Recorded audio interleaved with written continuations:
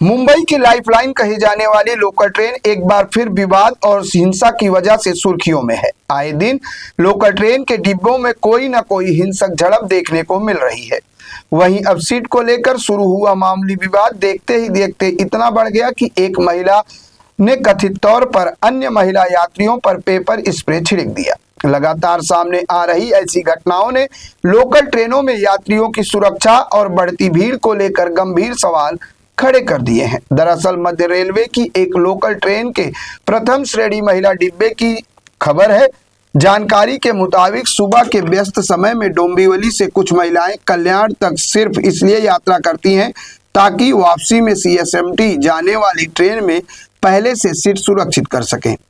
वहीं जब कल्याण स्टेशन से चढ़ने वाली महिला यात्रियों को जब सीट नहीं मिली तो दोनों पक्षों के बीच कहासुनी शुरू हो गई। देखते ही देखते विवाद इतना बढ़ गया कि डोंबिवली से सफर कर रही एक महिला ने कथित तौर पर अपने बैग से पेपर स्प्रे निकालकर दूसरी महिलाओं पर छिड़क दिया।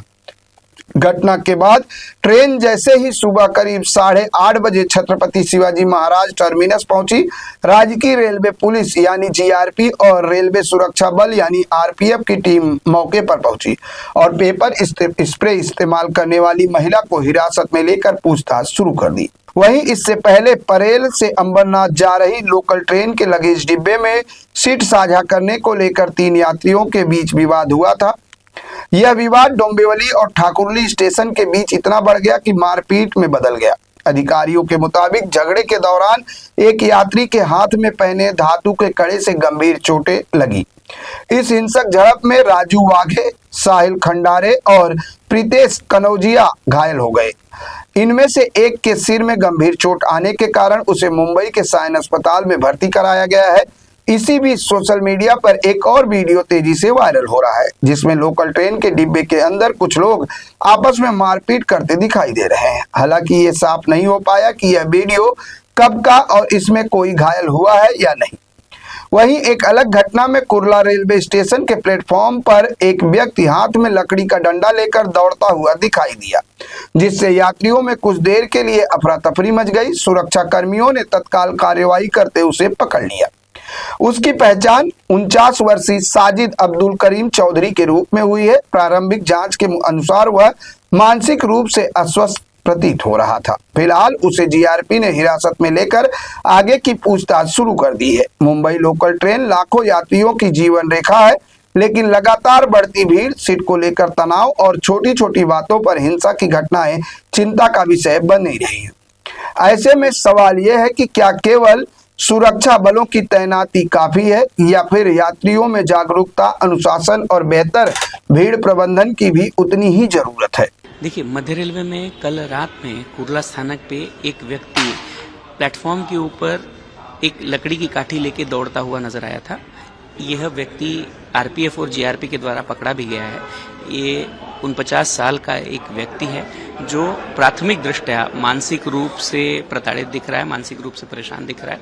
उस व्यक्ति के ऊपर इसके बावजूद भी एफआईआर की गई है और आगे की जांच के लिए उससे क्यों उसने ऐसा किया और जिसके चलते किसी यात्री को क्यों परेशानी उठानी पड़ी, इसकी जांच की जा रही है। ये घटना कुर्ला स्थानक पे लगभग 9:30 बजे के करीब हुई थी कल रात में। उसी तरह से जो दूसरी घटना है ये परेल से अंबरनाथ जा रही लोकल ट्रेन की जो माल डब्बा है उसके बीच में हुई थी। ये जो माल डब्बा के बीच में जो व्यक्ति आप यात्रा कर रहे थे, ये घटना लगभग रात में 12 बजे की बात की है। उस वक्त पे गाड़ी में ज़्यादा व्यक्ति नहीं थे या कोई भीड़ नहीं थी, उसके बावजूद भी कौन किस सीट पे बैठेगा और किस तरह से उस सीट को डिस्ट्रीब्यूट किया जाएगा, इसके ऊपर उनके बीच में बात हुई है। और इसी क्रम में उनके ऊपर जो बात हुई है उस बात के माध्यम से उसमें कुछ बात बढ़ गई और उसके बीच में हाथापाई हुई है। इसमें कुल 4 लोगों के बीच में ये हाथापाई हुई है। उनमें से 2 व्यक्ति जो ठाकुरली स्टेशन पे उतर गए थे और आगे 2 व्यक्ति और कल्याण स्टेशन पे उतरे थे। कल्याण स्टेशन पे तो जो व्यक्ति उतरे थे उन दोनों व्यक्तियों को फर्स्ट एड कल्याण स्टेशन पे दी गई और आवश्यकता अनुसार उनको वहां से अस्पताल भी शिफ्ट किया गया। अस्पताल शिफ्ट करने के बाद उसमें से एक व्यक्ति को सर पे कड़े की वजह से, जो हाथ में कड़ा पहनते हैं, उस कड़े की वजह से मार लगने की जानकारी प्राप्त हुई और उसके चलते उसे सायन हॉस्पिटल में शिफ्ट किया गया है। इन दोनों व्यक्तियों की तबीयत स्टेबल है, इनमें कोई भी धोखा या इसमें कोई भी प्रकार की कोई परेशानी नहीं है। इसके अलावा हम लोग जो ये दोनों घटनाएं हुई हैं, इसी में किसी प्रकार के वेपन का या तीक्ष्ण हथियार का इस्तेमाल नहीं किया गया है। ये घटना रात की जो घटना है उसमें आपसी जो कहा सुनी हुई उसके बाद में मारपीट की ये घटना हुई है। हम लोग यात्रियों से आप सभी के माध्यम से ये निवेदन करना चाहते हैं कि कृपया आप यात्रा के दरमियान भी संयम बरतें और इस सभी जो सहयात्री हैं उनसे भी ये विनती है कि अगर आप ऐसी घटनाओं को रोक सकते हैं तो कृपया रोकें। अगर रोकना संभव नहीं है तो कम से कम इसकी जानकारी तुरंत प्रभाव से रेल के कर्मचारी को दें, जिसके माध्यम से हम ऐसी घटनाओं को बड़े किसी आघात में परिवर्तित होने से रोक सकेंगे। सबसे पहले मैं आपको ये बताना चाहूँगा कि उन दोनों व्यक्तियों से बात हुई है और जिसे सर पे लगा है, चोट आई है, उसने ये बताया है कि सामने वाला जो व्यक्ति था उसके हाथ में जो कड़ा होता है उस कड़े की वजह से वो चोट लगी हुई है।